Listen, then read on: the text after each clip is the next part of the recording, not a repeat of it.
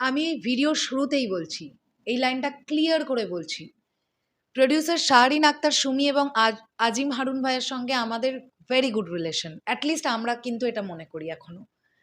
Prince দেখতে গিয়ে যখন স্টার সিনেপ্লেক্সে শাহরিন আক্তার সুমি এবং হারুন ভাইয়ার সঙ্গে মিট করলাম, তখন আমরা কিন্তু ততটাই সুন্দর করে কথা বলেছিলাম যতটা আমরা বরবাদের সময় আমাদের একটা সুস্থ রিলেশনশিপ তৈরি হয়েছিল। একজন কাছের মানুষ, একজন প্রোডিউসার যখন ঠকে যান তখন খারাপ লাগে। এই সেম খারাপ লাগাটা কিন্তু আমার প্রিন্সের প্রোডিউসারের ক্ষেত্রেও হচ্ছে, বিশ্বাস করুন। আপনারা অনেকে প্রিন্সকে যা তা বলতে পারেন, কিন্তু এটা আপনারা বলতে পারবেন না যে শিরিন সুলতানার যে চেষ্টাটা, যে প্রচেষ্টাটা ছিল, সেটার কোনো কমতি ছিল। এটা আপনারা কেউ বলতে পারবেন না। গতকাল একটি ইন্টারভিউ দেখলাম যেখানে Shahrin Akter Sumi kind of regret করছেন রাক্ষস সিনেমাটা বানিয়ে। তার কয়েকটা লাইনেই সেই বিষয়টা আমাদের কাছে ফুটে উঠল। এই জিনিসটা যে হবে সেটা আঁচ করতে পারা গিয়েছিল, কারণ সবাই শাকিব খান নয়। একজন প্রোডিউসার যিনি প্রথমেই মেগাস্টার শাকিব খানের অরাটা দেখে ফেলেছেন, তার চোখে ওইটাই হয়তো বা ভাসছিল যে অন্য কোনো নায়ককে দিয়ে তিনি ওই ব্যাপারটাই প্রেজেন্ট করতে পারবেন। এটা সম্ভব নয়। তাহলে আজকের দিনে দাঁড়িয়ে বাংলাদেশে আরও 10 জন শাকিব খান হতো। হ্যালো এভরিওয়ান, আমি পৌশালী চলে এলাম আরও একটা নতুন ভিডিও নিয়ে। আশা করছি তোমরা সকলে খুবই ভালো আছো। আচ্ছা, রাক্ষস সিনেমাটা দেখে ফেলেছি, হ্যাঁ, উৎসবে তো অ্যাভেলেবেল হয়ে গিয়েছিল। তোমরা যদি রিভিউ চাও তো জানিও কমেন্ট সেকশনে, ডেফিনেটলি রিভিউ করবো। তোমাদের ওপরেই ছাড়লাম তোমরা কি চাইছো, বিকজ আমার চ্যানেলটা আমার অডিয়েন্সের জন্য। অডিয়েন্স যেটা চাইছে আমি সেটাই করব। এবারে আসি, শাহরিন আক্তার সুমি যে বিষয়টা বললেন, তার কথা এটা উঠে এলো, আমার হয়তো ভুল ছিল, এত বড় বাজেটের সিনেমা বানানো ঠিক হয়নি। তার মানে উনি রাক্ষসের কথাই বলছেন, যেটা ওনার রিসেন্টলি রিলিজ হলো।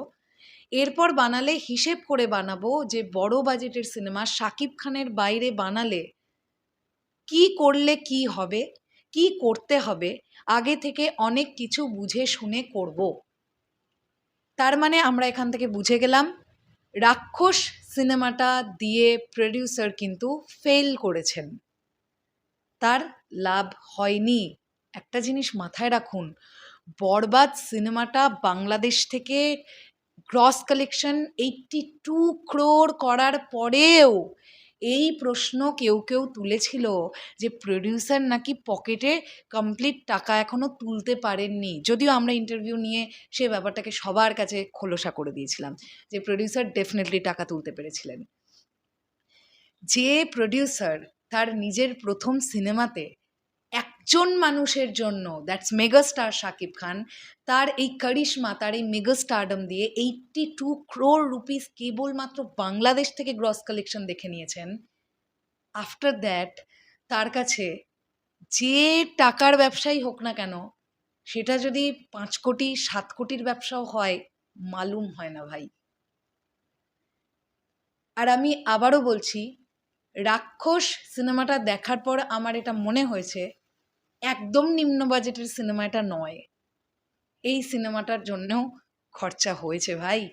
সিনেমাটার অনেকগুলো দিন, ম্যাক্সিমাম দিন শ্রীলঙ্কায় শ্যুট হয়েছে, শ্রীলঙ্কার মতন একটি কান্ট্রিতে। সো এটা কম বাজেটের ফিল্ম না। এখান থেকে শাহরিন আক্তার সুমিকে যে শিক্ষাটা নিতে হবে, আমি একজন ছোট বোন হিসেবে, তার একজন শুভাকাঙ্ক্ষী হিসেবেই বলছি, next time megastar Shakib Khan নামটা যদি না থাকে, এত বড় বাজেটে ছবি তৈরি করবেন না। কারণ আপনি সবচেয়ে ভালো জানেন যে এই নামটার পাওয়ার কতটা। যদি সেটাই না হতো, সেম ডিরেক্টরেরই বানানো দুটো ছবি, সেম ইউনিভার্সের অন্তর্গত, তারপরেও একটা হচ্ছে জাস্ট ফাটিয়ে বিজনেস করেছে, আর একটার বিজনেস কিন্তু মোটামুটি হয়েছে। তো এই হচ্ছে বিষয়। আর যদি এই প্রোডিউসার একটা উৎসবের মতন ছবি তৈরি করেন বা বনলতা এক্সপ্রেসের মতন ছবি করেন, সেটা আলাদা ব্যাপার। সেগুলোতে এত টাকা বাজেট লাগে না বেসিক্যালি। সেগুলো একদম টার্গেট করেই তৈরি করা হয়। এই ধরনের প্রোডিউসাররা প্রচণ্ড লাভবানও হচ্ছেন, এটা নিয়ে কোনো ডাউট নেই। তো দেখবার ব্যাপার এটাই যে রিয়েল এনার্জি প্রোডাকশন হাউস এর পরে মেগাস্টার শাকিব খানকে নিয়েই আবার ব্যাক করছেন, যদিও তাদের একটি সিনেমা কিন্তু তৈরি হয়ে আছে, যে সিনেমাটার নাম হচ্ছে বিদায়। আর আমি যতটা জানি বিদায় কিন্তু এত বড় বাজেটের ছবি নয়। বিদায় ছবিটা নাকি খুব ইমোশনাল অ্যান্ড সেন্টিমেন্টাল ছবি হয়েছে, ইনসাইডার রিপোর্ট ছিল আমার কাছে। তো সেই ছবিটা কিন্তু সিনেপ্লেক্স মাল্টিপ্লেক্সের অডিয়েন্স ক্যাচ করলেও করতে পারে, সম্ভাবনা আছে। আফটার বিদায় তারা কি করছে, একটা মাস ছবি যদি তারা প্রেজেন্ট করতে চায়, লার্জার দ্যান লাইফ ভাবে, তাহলে তারা কাকে নিয়ে ভাববে? আমার মনে হয় এই ধাক্কাটা যেটা প্রডিউসার শাহরিন আক্তার সুমি খেলেন, এরপরে next time larger than life ছবি বানাতে গেলে মেগাস্টার শাকিব খানকে নিয়েই ব্যাক করাটা বোধহয় ভালো হবে। আমি জ্ঞান দেওয়ার কেউ নই, কারণ ওই যে একটা সবচেয়ে বাস্তব কথা, আমি এক কানা কড়ি পয়সাও লাগাইনি ছবিতে, তাই আমার বলার কোনো রাইট নেই। কিন্তু যেহেতু এটা আমাদের channel, that's Sharat music ventures, আমার যেটা মনে হচ্ছে আমি সেটা বললাম।